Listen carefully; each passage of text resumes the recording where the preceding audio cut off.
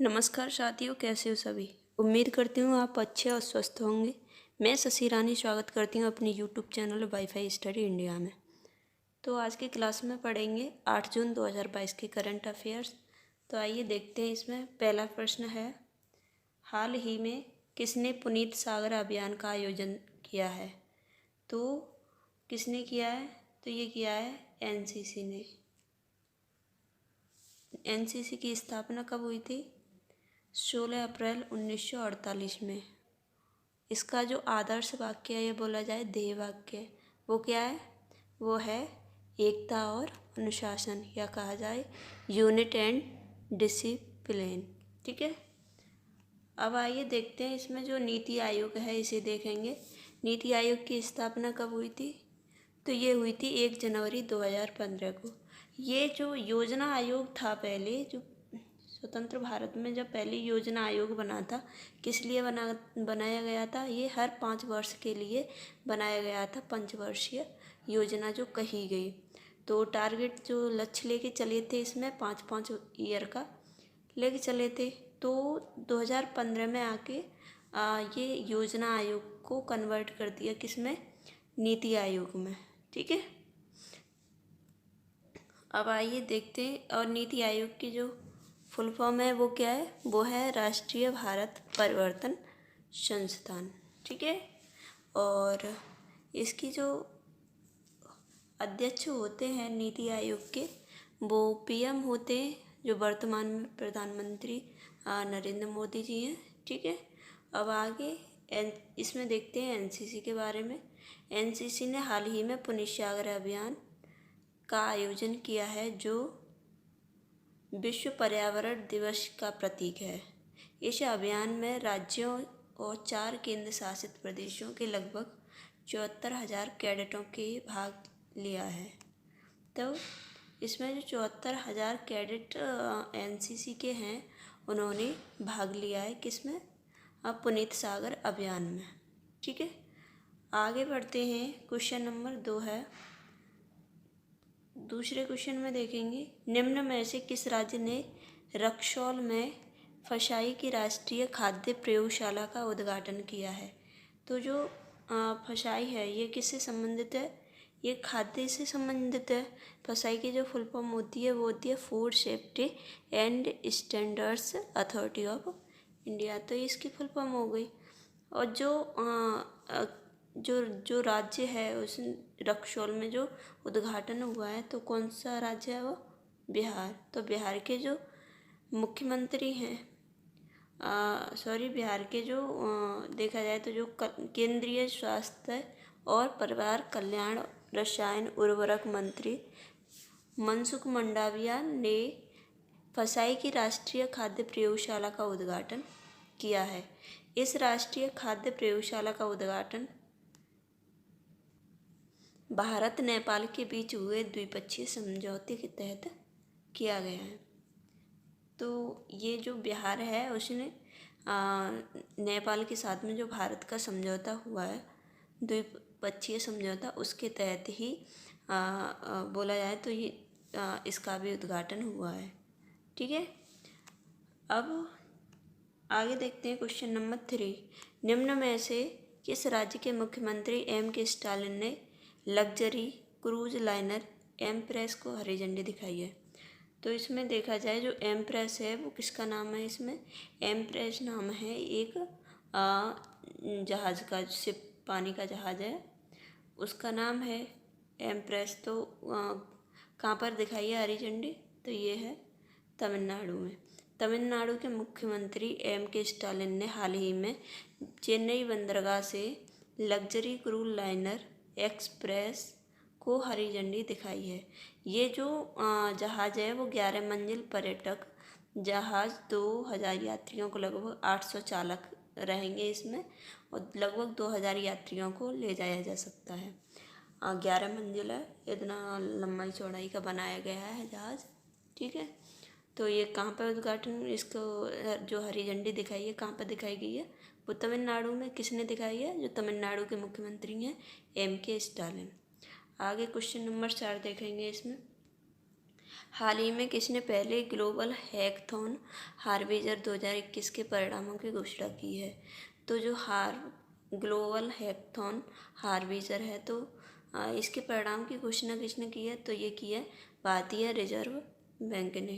तो देखते हैं, भारतीय रिजर्व बैंक ने जो हाल ही में पहले ग्लोबल हैकथॉन हार्बिजर 2021 के परिणामों की घोषणा की है। इस हैकथॉन हार्बिजर 2021 परिवर्तन के लिए नवाचार शुरू किया था, जिसका विषय स्मार्ट डिजिटल भुगतान था, जिसे संप्रेषित किया गया था। आगे देखते हैं क्वेश्चन नंबर 5। और भारतीय रिजर्व बैंक के जो बोला जाए जो स्थापना हुई थी, वो हुई थी 1 अप्रैल 1935 में। और जो इसके गवर्नर हैं कौन है? शक्तिकांत दास हैं। अब आइए आगे देखते हैं आईफा। 5वां क्वेश्चन है, आईफा अवार्ड 2022 में किस अभिनेता को सर्वश्रेष्ठ अभिनेता के पुरस्कार से सम्मानित किया गया है? जो आईफा अवार्ड है वो कहाँ पर मिले हैं? वो मिले हैं आबू धाबी में। तो ये विक्की कौशल को मिला है। विक्की कौशल हाल ही में आबू धाबी में आयोजित आईफा अवार्ड 2022 में अभिनेता विक्की कौशल को सर्वश्रेष्ठ अभिनेता के पुरस्कार से सम्मानित किया गया है। इस वर्ष आईफा 2022 अवार्ड्स को सलमान खान, मनीष पॉल और रितेश देशमुख ने होस्ट किया था। ठीक है, इन तीनों ने मिलकर होस्ट किया। और जो सर्वश्रेष्ठ अभिनेता का जो पुरस्कार मिला वो किसे मिला? विक्की कौशल। विक्की कौशल को तो सब जानते ही होंगे, वैसे भी जो कैटरीना कैफ है उसी के साथ शादी हुई है इनकी। अगला क्वेश्चन है,